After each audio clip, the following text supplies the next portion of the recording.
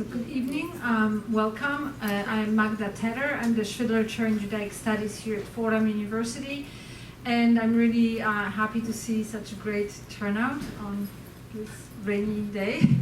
We're really delighted to welcome you to our second event of this season, of the semester.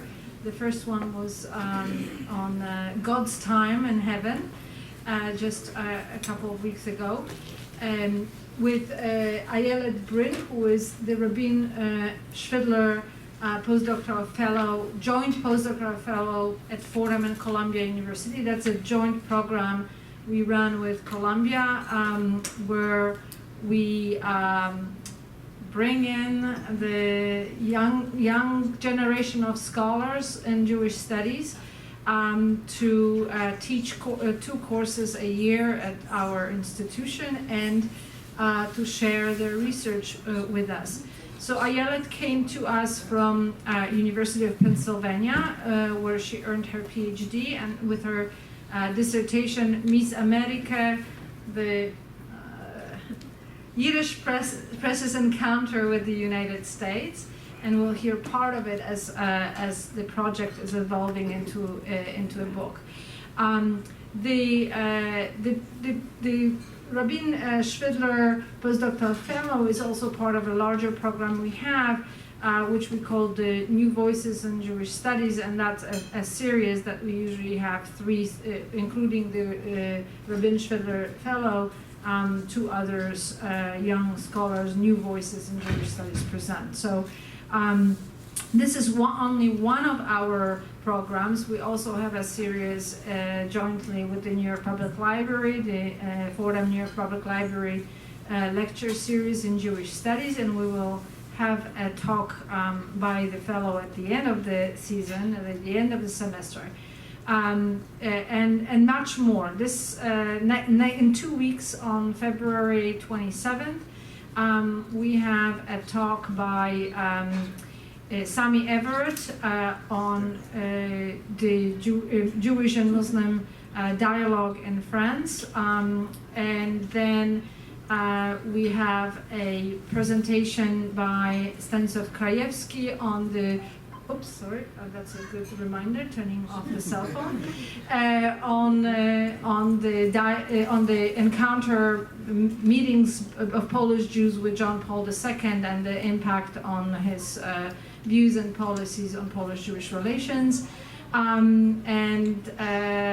Then there is, on March 4th, a conversation with Elisa Ben-Porad on her new book on the blood label in blood legacy in the Soviet Union, on blood label trials in the Soviet Union, and many more events. I'm not remembering all of them, but I hope you will join us. And if you would like to join us and learn about these events in more or less weekly mailings, then you can email us at jewishstudies@fordham.edu, or go on the website fordham.edu/jewishstudies, or simply come to me after the event and I'll put you on our mailing list, and hope to see you at other events. So without further ado, Ayelet Brinn, the floor is yours.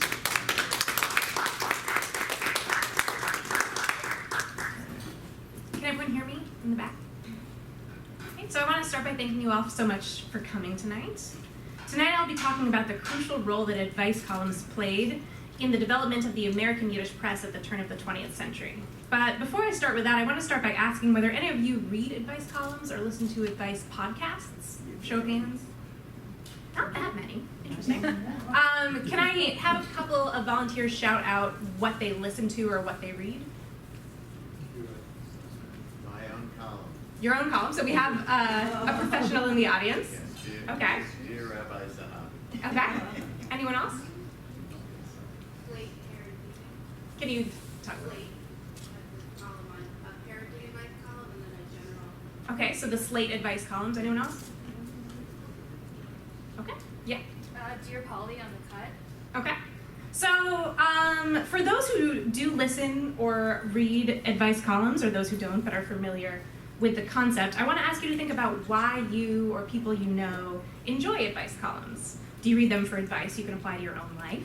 Or for a sense of empathy, connection, community, for pure entertainment value, maybe schadenfreude? So I'm asking you these questions because I want to prime you to think about the various ways people read and interact with advice columns, and the fact that this is a media that is set up to be read by different readers in different ways. So tonight I'll be focusing on how similar dynamics played out in the turn of the 20th century Yiddish press. Historians and literary scholars have looked to these columns as sources to reconstruct the lives of Yiddish-speaking immigrants and their children. Instead, I want to focus on when and why Yiddish newspapers began to include advice columns, and what this can tell us about how these papers rose from pretty unpromising origins to become central institutions in American Jewish life, as well as the various roles these newspapers wanted to play in readers' lives. So first, a few words about the history of the Yiddish press. Yiddish, for those of you who are not familiar, is the vernacular language spoken mainly, though not exclusively, by millions of Jews of Eastern European descent. There have been people who spoke Yiddish in the United States for centuries. But the number of Yiddish speakers in America rose dramatically in the second half of the 19th century with the beginning of a wave of mass immigration from Eastern Europe that was the strongest between about the 1880s and the 1920s. It combines elements of Hebrew, Russian, German, and several other languages. The first Yiddish newspapers in America appeared actually slightly before this wave in the early 1870s. Interestingly, several of these first attempts to publish Yiddish newspapers were funded by the New York-based Democratic political machine Tammany Hall. They saw Yiddish speakers as an untapped potential voter base and funded newspapers to try to persuade them to vote for Tammany Hall. All of these early Yiddish papers were unsuccessful and relatively short-lived, lasting only a handful of issues or coming out very irregularly. It was only beginning in the 1890s and over the course of the next few decades that Yiddish newspaper publishing in the United States really found its footing. In these years, the number and variety of American publications in Yiddish increased dramatically. By the 1920s, if you are a Yiddish-speaking farmer, housewife, theater-goer, humor lover, Zionist, anti-Zionist, Marxist, anti-Marxist, you could find a periodical that catered exactly to your interests. But there were also daily newspapers that hoped to attract a more varied audience. Between the 1880s and the 1920s, there were 20 attempts to start daily newspapers. Each of these papers espoused a specific political agenda: Orthodox Judaism, socialism, communism, alignment with the Democratic or Republican parties. However, the most successful papers also attempted to court a mass audience that included those outside of their ideological window. If their paper could reach a broad reading public, editors and publishers reasoned, they could win out over rivals in the battle for circulation figures, advertising dollars, and ideological sway over Yiddish readers in America. And by the 1920s, not only was there a broad market of options for Yiddish readers to choose from, but the circulation of these newspapers had skyrocketed. The circulation figures of the most popular Yiddish daily, the Forward, surpassed 200,000 issues in their peak, at times even exceeding those of the New York Times. This transformation of Yiddish newspapers into successful and essential American Jewish institutions was in no way inevitable. There was no real precedent for Yiddish newspapers on this scale in Eastern Europe. There were a handful of European Yiddish weeklies and monthlies before the 1880s, but most of them attracted relatively small reading audiences and survived for short periods of time. And the first European Yiddish daily newspaper did not appear until almost 20 years after the founding of the first Yiddish daily in the United States. Moreover, many Jewish immigrants from Eastern Europe had never read newspapers before coming to America. But quickly upon their arrival to the United States, most Yiddish-speaking immigrants began to see newspapers as indispensable parts of their daily lives. They began poring over newspapers on their way to work, at home with their families, out loud with neighbors and friends. They looked to newspapers not only as sources of entertainment and news, but as places to turn for advice on acclimating to American life. For new immigrants, newspapers became trusted friends, advisors, tour guides, and social welfare agencies.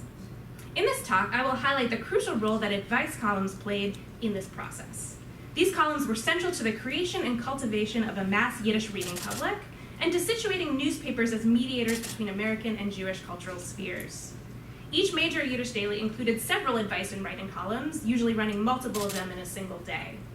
It was through these columns that Yiddish newspapers forged personal relationships with a variety of readers, and encouraged their readers not only to see Yiddish newspapers as entertaining reading material, but as indispensable parts of their daily lives. So in particular, I will focus on three important roles that advice columns played for Yiddish newspapers and for their readers. One, they helped acclimate readers to American life and helped transform Yiddish newspapers themselves into publications in the style of the American popular press. Two, they helped create a sense of virtual community, tying readers close by around the country and around the world to each other and to the newspapers that they read. And three, they taught readers previously unaccustomed to reading newspapers not only that newspapers could be an indispensable part of their lives, but also how to ask newspapers for the kind of information, guidance, or help that they needed or wanted. Because advice columns offered guidance to readers on how to navigate their daily lives, they were central to what scholars have called the so-called Americanization function of the Yiddish press. Americanization is a loaded term, implying that there's one way to become American or one set of characteristics that define American culture. But this is actually the word that the Yiddish press itself used to describe its relationship with readers.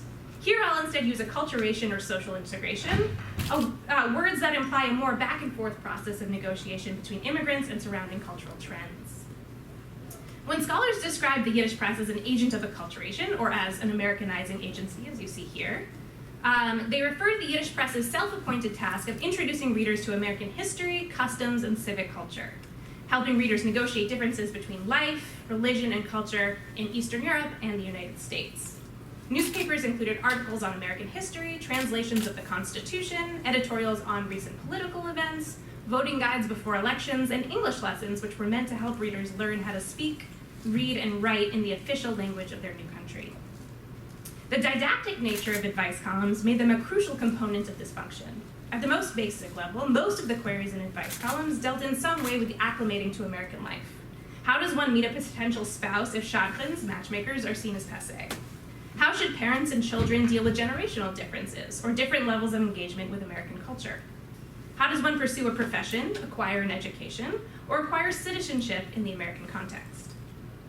In addition to exploring these themes through columns like the Forverts Bintel Brief or the Jewish Daily News' Chosenkale Frage, Groom-Bride Question, Yiddish papers also printed etiquette guides, offering advice to readers that did not respond directly to reader questions, but instead to the broader sense that readers hungered for guidance on how to adapt to the broader culture surrounding them. When viewed in this light, encouraging immigrants to read Yiddish newspapers and to look at them as sources for guidance on American culture can be seen in and of itself as a form of acculturation, in that these were cultural practices that most Eastern European Jews took up only after arriving in the United States. For hundreds of thousands of Eastern European immigrants, the process of encountering America was intrinsically entwined with the process of becoming reliant on newspapers to interpret American life. To help them balance engagement with Jewish communal life and American civic culture, and to provide them with news and entertainment that spoke to the issues they faced in their daily lives. But advice columns were equally important for the acculturation of the Yiddish press itself. The most prominent Yiddish dailies across the ideological spectrum became successful in part by modeling themselves on the contemporary American newspapers surrounding them. Each of these papers had staff members who devoted their time to poring over the pages of English language newspapers, translating material into Yiddish or using it as inspiration for original content. Each Yiddish newspaper had a slightly different definition of what it meant for a newspaper to be American, but they all agreed on several factors. One, that American newspapers were successful at bringing in a mass audience that included both men and women, and people of different educational levels. Two, that American newspapers included entertainment as well as news, and advertising as well as ideological content. And three, that American newspapers found ways to forge personal connections with their readers. For the producers of each of these Yiddish newspapers, being an American newspaper did not mean being in English. One could model a Yiddish newspaper on publications by contemporary titans like Pulitzer or Hearst without publishing a newspaper that was in English. This image is a drawing from Hutchin Hapgood's 1902 book, The Spirit of the Ghetto. It takes viewers inside the offices of the socialist Yiddish daily, The Forward. Two men are poring over newspapers or proofs of pages, while the other two are on the verge of engaging in a brawl.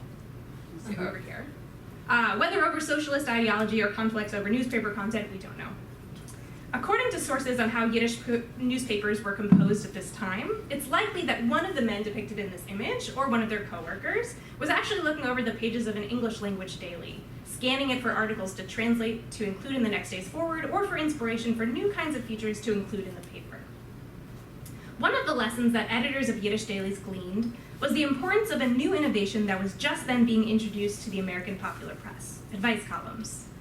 When American English language newspapers included letters to the editors, they began including them in at least the 18th century, but the modern advice column was a product of the 1880s and 1890s and reflected American newspapers' transformation from political into commercial institutions. Instead of inviting readers to write in with their opinions on the news of the day, these columns encourage readers to share private, intimate details about their lives and to view newspapers as advisors to turn to for support and for guidance. The interactive nature of these columns was part of newspapers' attempts to build closer relationships with their audience and to make themselves appear more responsive to readers' needs. But it also reflected editors' belief that these columns not only helped readers, but contained interesting and entertaining reading material. Yiddish newspaper editors saw introducing advice columns as a way to bring these same elements to their own papers, as well as to make Yiddish newspapers more in line with contemporary trends in American journalism. To illustrate this point, I will turn to the origin story of the most famous Yiddish advice column, a Bintel Brief, which means a bundle of letters, as told by its inventor, longtime forward editor, Abraham Kahan. Kahan introduced this column to the paper in 1906, about a decade after the paper's founding in 1897. It would go on to provide generations of readers with advice, guidance, and entertainment. This column is generally the first thing that most people have heard of if they've heard of the Yiddish press, and its cultural impact continues to this day. It is by far the most studied element of the Yiddish press by scholars and has been the basis of books, plays, and even graphic novels. So this is the Forverts website right here. You can see that they sometimes still have a Bintel Brief. This is a publication of translated Bintel Brief letters. This is a flyer for a play that I saw that was based on a Bintel Brief in Canada. And this is a recent graphic novel based on a Bintel Brief. So it shows the variety of ways in which culture still engages with this advice column today. In his memoirs, Kahan described the Bintel Brief as the culmination of a long, pretty arduous process of trying to transform the Forward into his vision of what a more American newspaper should be, though one written in Yiddish. After serving as one of the founders of the paper in 1897, Kahan left the Forward for a 5-year hiatus where he explored a career in English language journalism. While working for the English language press, Kahan gleaned the value of writing columns and advice columns as methods to build relationships with readers and build newspapers with human interest material. Upon his return to the Forward in 1902, Kahan immediately began encouraging readers to write in with stories from their lives in order to bolster their relationship with the newspaper and to make the Forward more closely resemble contemporary newspapers in English. As he explained to readers, many people who have never written anything for print in their lives have good stuff in them, as the Americans call it. End quote. It was just a matter of teaching them to describe these experiences in the correct way. But, as Kahan tells it, he was frustrated in his efforts to coax this sort of material out of his audience. Try as he might, Kahan could not seem to explain to readers how to transform life experiences into good newspaper content. The greatest challenge, he recounted, was that they could not understand what I meant by interesting.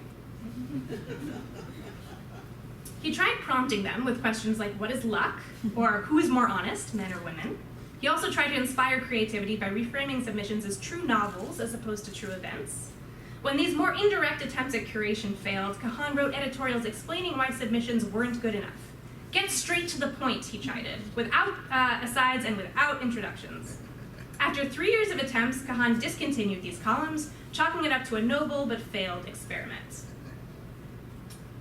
In his telling then, Kahan had all but given up hope of transforming his newspaper and its readers into his vision of what a newspaper and what newspaper readers should be, when one day, in 1906, his secretary came in carrying 3 letters that had arrived out of the blue to the newspaper's office. Like much of the mail the paper received, these letters sought information from the Forward's editors. But their content perplexed Kahan's secretary, who was a man named Leon Gottlieb. They did not fit the themes usually explored in the paper's current columns. They did not relate, for example, to socialist ideology or communal issues, nor did they recount union news. For Gottlieb, the personal nature of these letters represented a real problem. Where would they print these letters? Was it appropriate for a socialist newspaper to publish these windows into readers' private lives? But Kahan, by contrast, was overjoyed. According to his memoirs, these 3 letters represented exactly the type of material Kahan had been asking readers to submit for years with little success. He was particularly taken with one letter, he says, where a woman asked to confront a neighbor through the Forward. She suspected this neighbor of stealing and pawning her husband's watch, but instead of only expressing anger, the woman described her empathy for the poverty that drove her neighbor to steal, recognizing that this neighbor was also a poor worker. The letter reflected the struggles of workers' lives, which aligned with the paper's socialist principles, but it was also full of emotion, so it served Kahan's desire for engrossing content. The fact that it was written by a working-class housewife, an underserved reading demographic Kahan wanted to attract to the newspaper, added more appeal. Moreover, according to Kahan, the letter could serve as an excellent example for other readers. Kahan decided to print these letters, short responses, and in his words, explanations of why they were interesting, in the paper under the title of Bintel Brief. In Kahan's telling, therefore, the origins of a Bintel Brief were a direct result both of authentic, spontaneous outpourings of emotion by forward readers and a long, intensive process of training readers to read and respond to the forward in the way Kahan wanted them to. He emphasized that these 3 letters arrived out of the blue, after the forward had discontinued its writing columns, but also, quote, that it would never have occurred to them to send this sort of letter to us if we had not shown the public all the time that worldly concerns, things full of human interest, are important for a newspaper, end quote. By emphasizing the meticulous process that led to this column, Kahan underscored his success at teaching his audience to rely on the newspaper for guidance, information, and engrossing reading material, and his own reliance on the American popular press in shaping his belief that a newspaper could and should perform these functions. So I argue that the themes Kahan highlighted in this narrative are key to understanding the role advice columns played in the Yiddish press as a whole, not just the forward. While the Bintel Brief is by far the most famous, it was not the only advice column to appear in the Yiddish press. In fact, every Yiddish daily experimented with a variety of such features. Some were very much like the Bintel Brief. They were very human interest-driven, reader-driven narratives. Some were much more specific in content, like columns on health or child rearing, and many just carried brief answers to reader queries. So all of them included a letterbox or briefkasten column, and that would just have very short replies to reader questions without the actual questions themselves, so other readers wouldn't be able to understand necessarily what was going on in that interaction. So they would have things like, you should ask a lawyer that question, but without telling us what the question was. So very different way of engaging with the other readers than something like a Bintel Brief. These features invited a range of reading and writing practices from audiences, and together formed a complex, layered relationship between the Yiddish press and its readers. Thus, the genre of advice columns, which originated in the American press, became central to shaping the acculturation process of countless Yiddish newspaper readers, as well as their understanding of what America was and how they should relate to it. One American advice column, Advice to the Lovelorn, seems to have been a particular source of inspiration for the Bintel Brief. Advice to the Lovelorn was written by a woman named Marie Manning, better known by her pen name Beatrice Fairfax.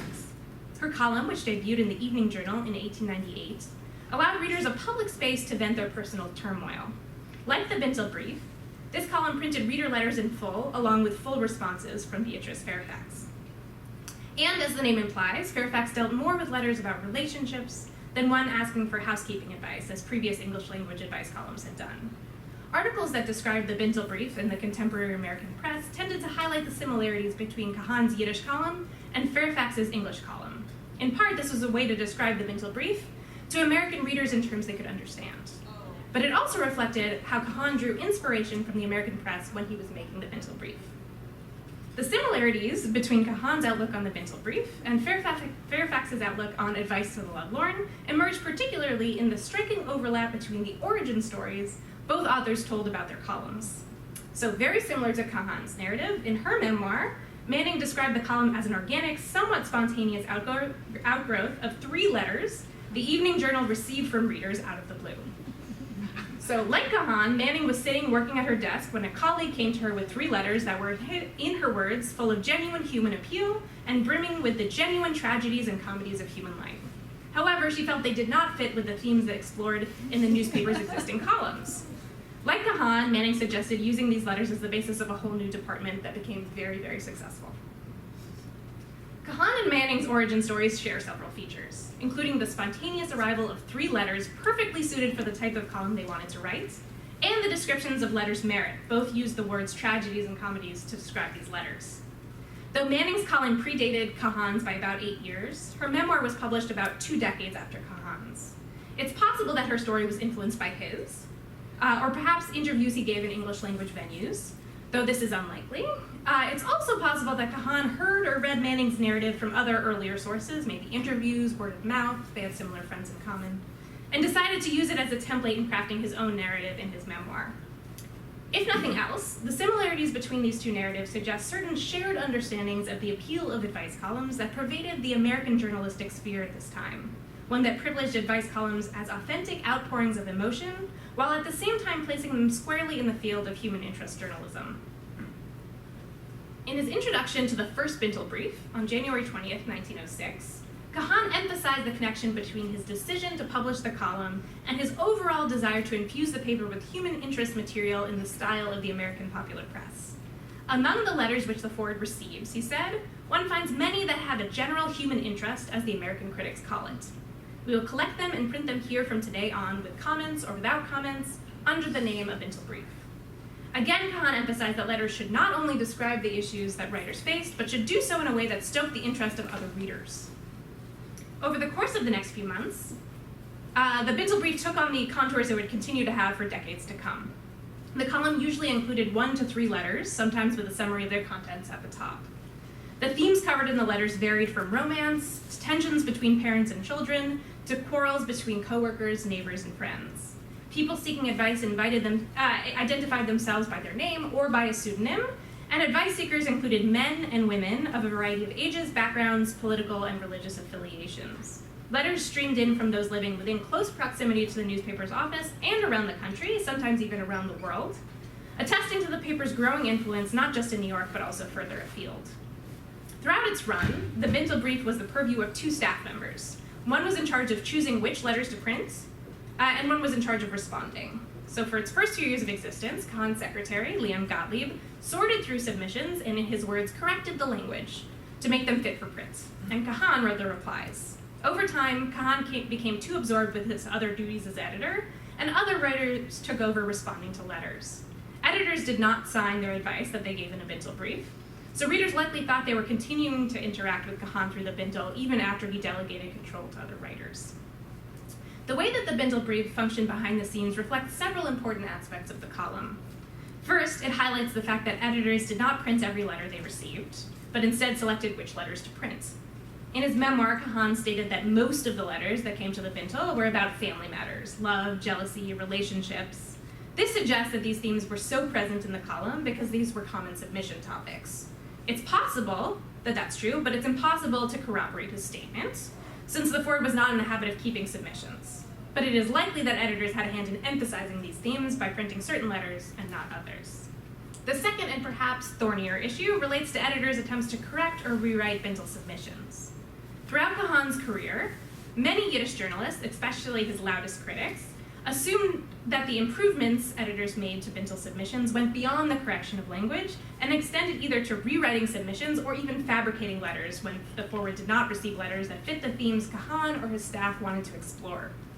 Neither those who espouse the authenticity of these letters or those who espouse its fabrication cite evidence that really supports their claims, other than rumors. So everyone sort of had their own agendas in discussing its authenticity. So in the absence of evidence one way or the other, I'm inclined to believe that the truth lies somewhere between these extremes. Some letters were fabricated, some were real, and most letters that were real were significantly edited by the forward staff. This view is supported by a dissertation I found from the 1930s, where a social worker named George Wolfe studied original Bintel submissions that were made available to him by the newspaper, and printed versions, and he compared and contrasted the 2 letters. Wolfe concluded that editors based Bintel letters on actual letters, but transformed them so drastically that it would be a mistake to see published letters as authentic, unmediated expressions of immigrant life. He pointed to editors' tendencies to enhance or change several features. They added in stock phrases, amplifying readers' relationship to the forward. They reorganized letters to make them easier to read, and they changed or omitted facts to make stories more compelling. According to Wolfe, Kahan's staff destroyed originals after publication, except for the ones they made available to him. So it's impossible to say whether these policies were consistent throughout the Bintel's run. However, Wolfe's findings emphasize the fact that a major function of this column was not only to advise, but to entertain. And this necessitated a process of curating submissions to transform them into reading material for the paper's broader audience.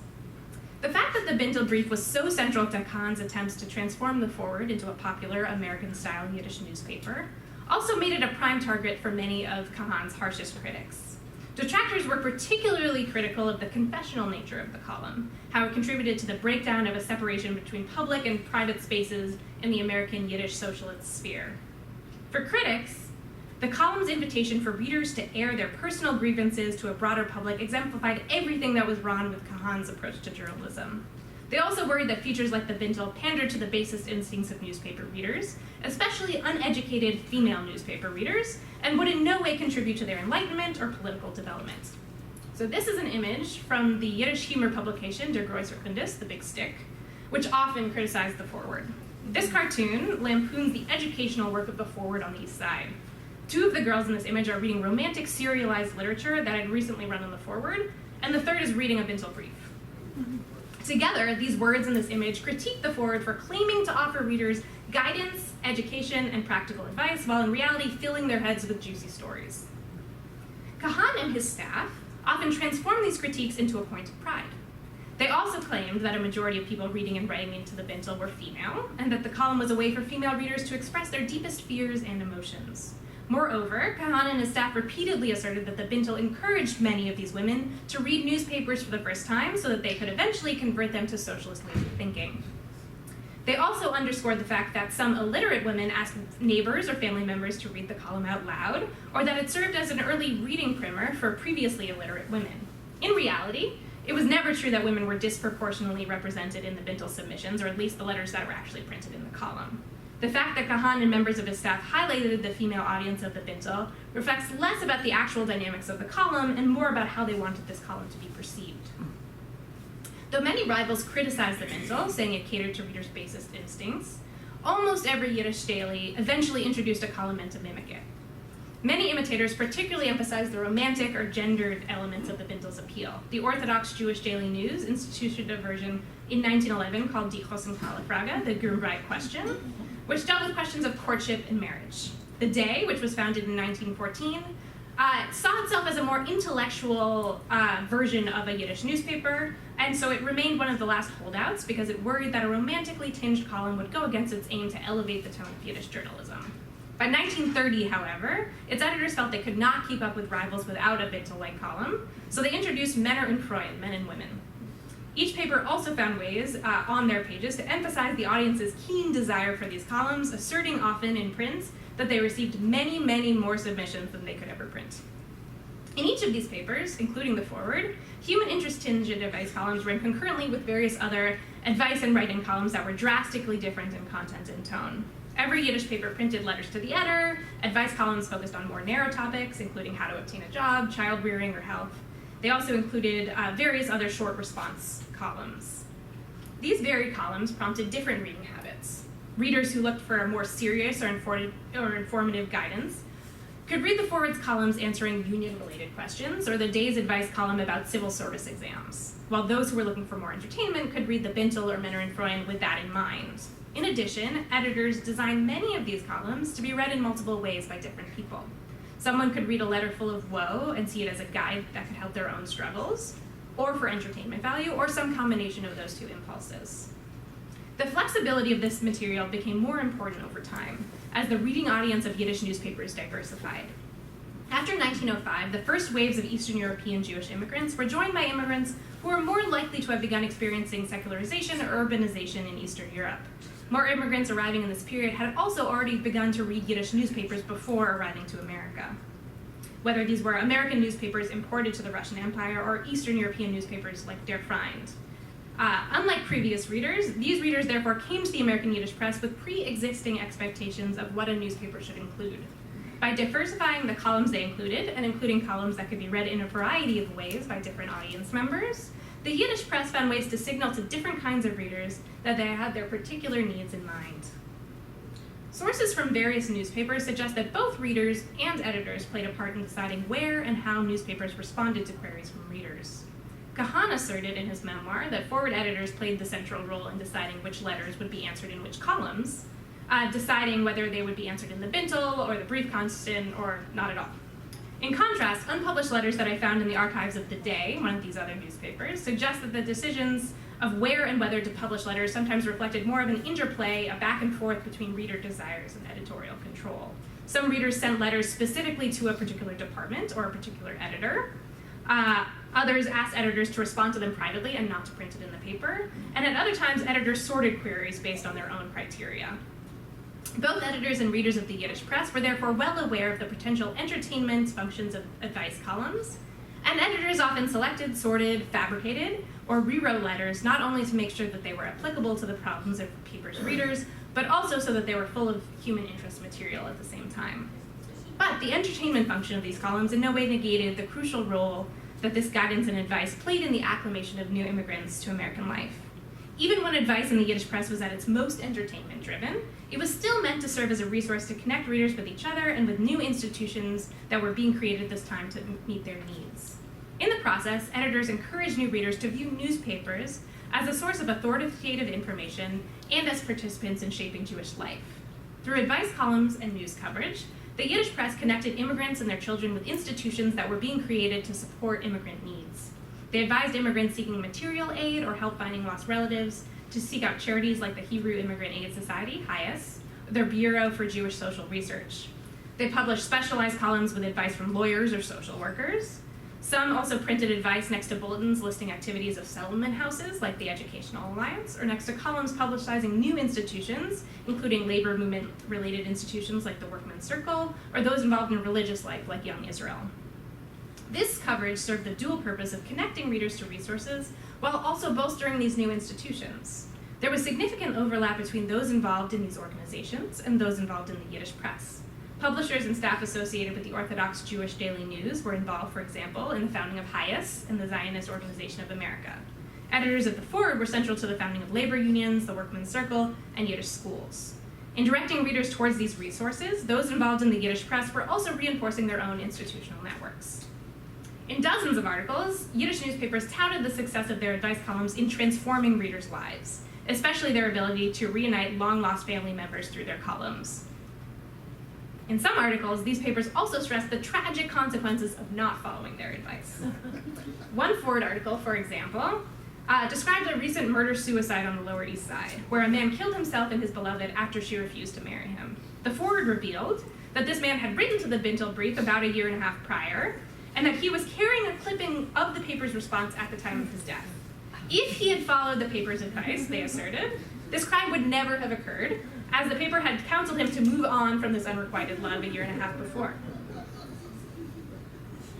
The relationship of the Yiddish press to its advice seekers and to the institutions they connected readers to was bolstered by the close geographic proximity of these institutions to one another and to a large percentage of readers. By 1910, all of the major Yiddish dailies had offices on Yiddish Newspaper Row on East Broadway on the Lower East Side of Manhattan. So you'll see here the Jewish Daily News and the Forward are within a couple of doors of each other. This not only placed them in close physical proximity to one another, but within a few blocks of many institutions created to help immigrants on the Lower East Side. The Educational Alliance, Young Israel, and HIAS all had offices within 4 blocks of Yiddish Newspaper Row, making it easy for staff or readers to go back and forth between these institutions. Many readers also lived in close proximity during some of their first years in the United States. Of the approximately 2 million Jewish immigrants who came over between the 1880s and 1920s, about 75% of them lived on the Lower East Side for some amount of time. But the influence of the Yiddish press is in no way just a local story. From the outset, Yiddish newspapers marketed themselves as resources that Jews living in other areas could draw upon to remain tied to Jewish culture and to one another. Some of them published local editions in cities like Chicago and Philadelphia. Others asked readers around the country to write in with local news. In addition, papers received letters from around the country, and sometimes around the world, asking for advice, information, and support. So these are letters I found in the archives from readers. So one's from Iowa, one's from Delaware, one's from Minnesota, Missouri, and Indiana. Through these interactions happening both on and off the page, newspapers trained readers to view newspapers as powerful communal institutions and as places to go for advice and aid. By training, I don't mean that readers had no agency in this process. Readers, of course, could choose whether to incorporate newspapers into their daily lives at all, if they wanted to follow the advice that was given to them or not, and which newspapers they preferred. Instead, I want to highlight the fact that this was not a natural or inevitable process, that newspapers could take this role in American Jewish culture. As most of the first Yiddish-speaking immigrants were not regular newspaper readers upon their arrival in America, newspapers had to convince readers that they were a worthwhile investment. Advice columns played an important role in demonstrating to readers how and why newspapers could be useful additions to their lives. Newspapers were quick to highlight readers' responsiveness to their advice columns. Through notices apologizing to readers for not responding quickly enough or admonishing readers for not sending the right types of submissions in, newspapers gave their audience the impression that they would not be alone in seeking counsel from their favorite paper. The claims that the Yiddish press made about the thousands and thousands of letters pouring into their offices may not be reliable, but there is substantial evidence that readers really did begin to see newspapers as playing important, active roles in their daily lives. The first form of evidence was the fact that each of these newspapers had to institute open office hours because so many readers stopped by their offices to ask for advice in person from the paper staff. Kahan referred to this phenomenon as the spoken Bintel, but all of the major Yiddish dailies had similar open office hours and hired staff members who devoted most of their time not to writing and editing for the paper, but to engaging directly with readers. The second form of evidence of readers' responsiveness can be gleaned from unpublished reader letters to newspapers, which I found in the archives. The institutional archive of one of these dailies, The Day, which is at Yibo, right downtown, houses a treasure trove of unpublished reader letters to The Day on a variety of topics. Included with many of these letters are drafts of the day's responses signed variously by the paper's information department, editors, and editorial secretary, though most appear to have been written by one woman, Helen Atkins. Though the paper was founded in 1914, most of the letters that have been saved are from the late 1920s and early 1930s. No records in the archive explain what was kept and why, so it remains unclear why this archive is so heavy on materials from this specific date range, or whether these letters are representative of the broader range of the paper or not. However, even with these limitations, these letters provide a fascinating window into the various forms of interaction between these newspapers and its readers. Readers wrote to The Day on a variety of topics. They sent comments and questions about articles they had read in the paper. They added their own words of wisdom to guidance doled out in the advice columns. They called out columnists when they dared to take vacations. There were lots of letters like that. But they also wrote in with lots of questions completely unrelated to the paper's content, asking for travel tips, job recommendations, research assistance, or asking the staff to intercede personally in the immigration processes of friends and relatives. These letters reveal the variety of roles readers view the paper as playing in their lives. Some asked The Day to act as an information service, answering questions or gathering data for them. One particularly dogged reader, this is one of my favorite letters, Shin Lehrman of Kentucky, viewed the paper as his personal secretary, asking him to type up handwritten letters in Russian so that he could send them off to their intended recipients. As I live in Kentucky, where one cannot find a Russian typewriter, he explained, I must come to you. Others viewed The Day as a mix between a social worker and intercessor to government agencies, asking the paper to find missing family members, things like that. Others saw the paper as a matchmaker, asking for dating advice or to be set up with suitable partners. A young widow named Pauline Friedman, for example, wrote to The Day asking for advice on how to meet young men who were more, in her words, settled than the type she met at local dances. Still others saw the paper as a general authority on Jewish life, and asked the paper questions about institutions or information on Jewish life throughout the country. Samuel Yochelson of Buffalo, New York, wrote in with a list of questions about life in Tucson, Arizona, a city where he intended to move relatively soon after that. Who are the leading Jewish citizens of that city, he asked. Are there any secondhand clothing stores in that region? Is peddling profitable? Are the majority of Gentiles in the city anti-Semitic or liberal? Several of these letters credited The Day's advice column for inspiring them to write to the paper. Pauline Friedman, for example, identified herself as a frequent reader of your paper who was especially interested in your advice columns. However, many of these information and advice seekers explicitly asked for their letters not to be published, suggesting that readers saw the advisory function of the paper as extending beyond the pages of the paper itself and as comprising a personal, individual relationship. They expected The Day's staff to be able and willing to respond directly, no matter what type of query they submitted. As unpublished reader letters in The Day's archive tend to date from this late 1920, early 1930s period, they date from a much later period in the history of the Yiddish press than the invention of the Bintel Brief and other early advice columns.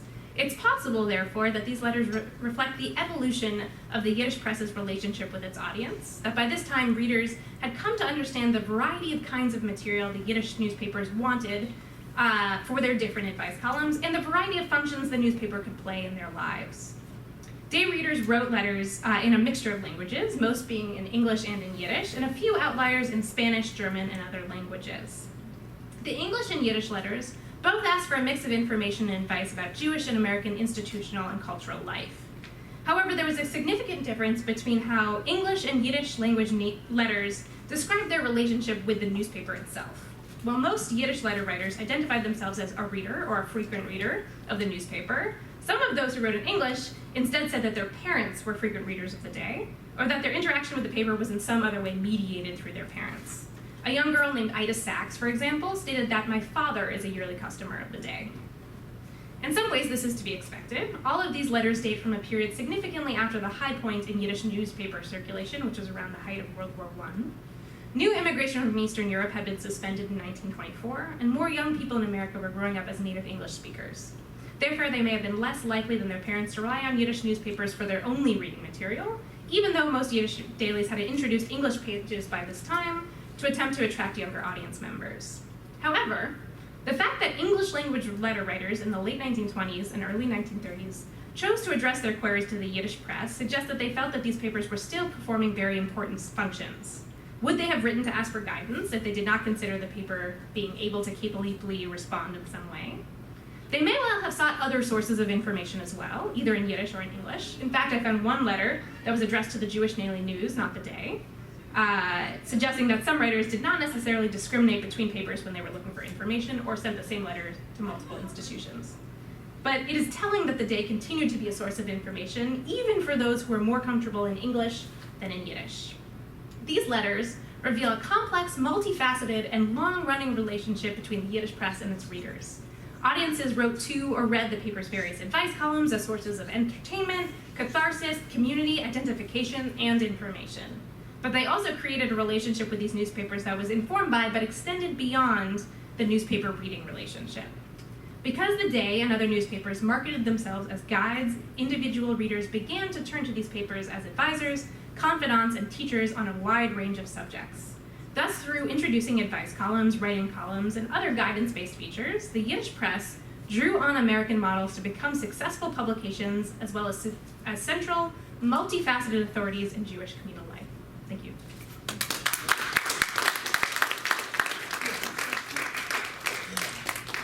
We have time for questions. We have a few minutes for questions. Yes. So thank you so much for a really excellent presentation. I'm just overwhelmed with all the information that you provided. I especially want to thank you for clarifying the fact of fabrication, because as a person I mentioned myself who tries to write an monthly advice column, I receive questions, obviously, in different ways throughout my life, but in order to make them, to formulate them into the tone of an advice column, they really require a lot of work. Yes, sure. And you would call that fabrication, as I would too. And sometimes people ask me, I say, no, I never make any of these questions up. But in fact, you are fabricating what comes across your reality. So what I wanted to ask you is if you had paid attention to the tone of the advice column as a very attractive part of what makes people want to read it. Because generally speaking, they're not preachy, they're not instructive, they're not overly opinionated, but they have opinions and information and instruction in them. The tone is just much more subtle and gentle. Did that jump out at you in your research? So the tone of the advice, not of the letters, you mean? Can everyone hear me? Yes. Or would you prefer the microphone? Microphone. Okay. The advice itself. So it really varied, and it depended on the column, because all of these different columns sort of invited really different reading and writing practices, which I think is one of the things that made these such rich newspapers. But the Bintel Brief, for example, it really depended on the letter. Some of them, they were very upfront in saying, this is the advice that you should take. And then some of them, they were much more empathetic or giving counsel or suggestions. So it really depended on the letter, which I thought was really interesting too. Yeah. Can I ask you one question as someone who gets so much advice? Do you ever get advice from people, or queries for advice from people that are totally unrelated to your column? Just they now see you as an authority that is unrelated? At the beginning, yes. At the beginning, when I started publishing, people assumed that they could come to me for psychological counseling. Yep. That happened a lot in the archives. Yes, and I was astounded because I had no experience in doing psychological counseling. But yes, they did assume that. But as over the span of time when the columns were published and people got used to what I was doing, it sort of mellowed out. That's interesting. Yeah. Thank you. A couple times in the last couple of years for my congregation, I did a report, or rather presentation on the Bintel Brief. And somehow, before this, after the first presentation, somebody through the forward heard about this program, and they wanted the letters that I got from my congregation mixed in with the original letters to submit them. So they took our English ones, translated it to the Yiddish for the online, what I can't remember what it's called now, online, and then they sent it, at least to me, back in English, in Yiddish, and what they said in Yiddish. I think I got that right. Yeah.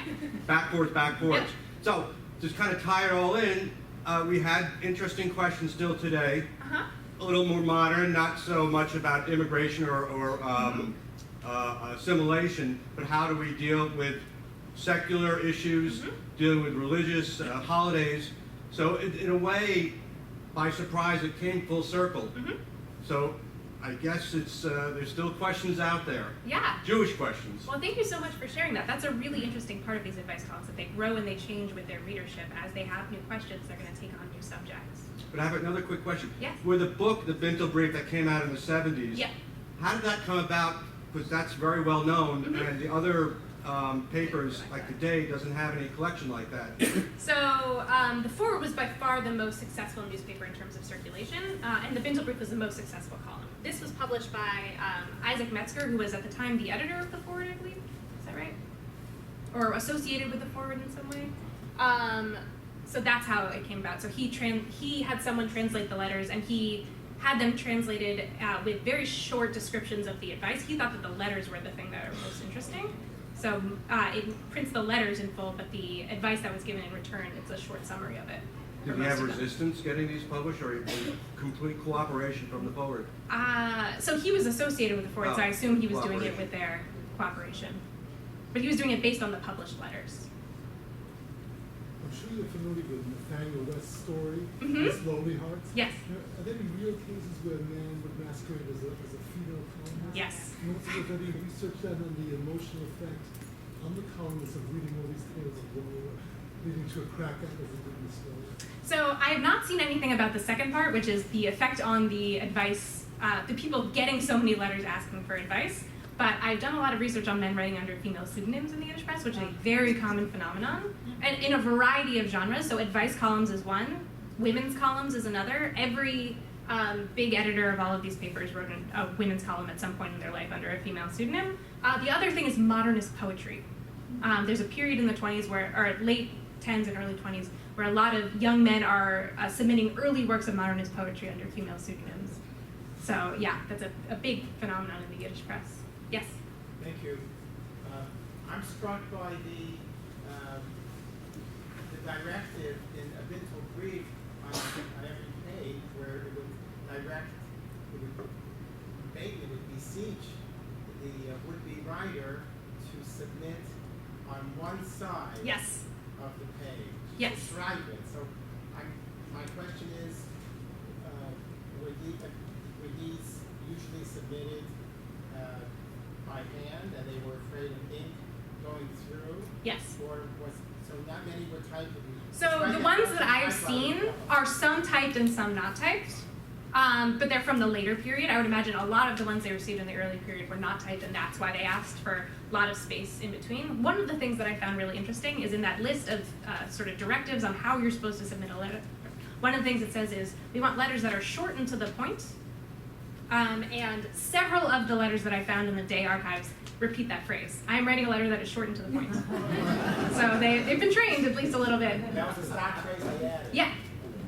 I think I'm old enough in this room that I knew people who read these, especially out of the Forward and some of those.